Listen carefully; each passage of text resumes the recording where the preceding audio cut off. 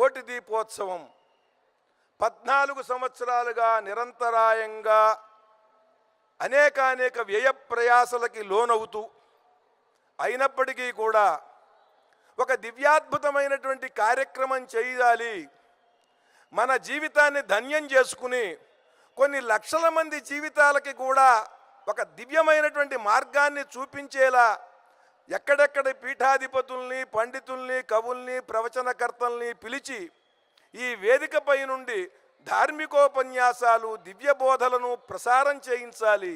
అందుకుంటానికి సిద్ధంగా భక్తులున్నారు. మనం దానికి పూనుకోవాలి అని ఒక దృఢమైన సత్సంకల్పంతో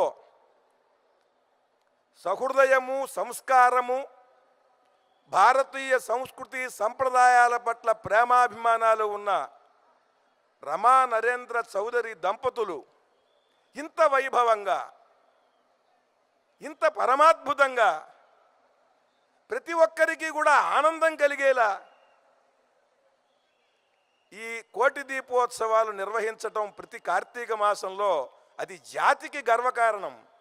యావత్ భారతదేశంలో ఎన్నెన్నో మనకన్నా అద్భుతమైనటువంటి రాష్ట్రాలు ఉన్నాయి, ఆర్థికంగా ప్రగతి సాధించినవి. మనకన్నా అద్భుతమైనటువంటి టీవీ ఛానళ్ళు ఉన్నాయి, వారెవరూ చేయటల్లా.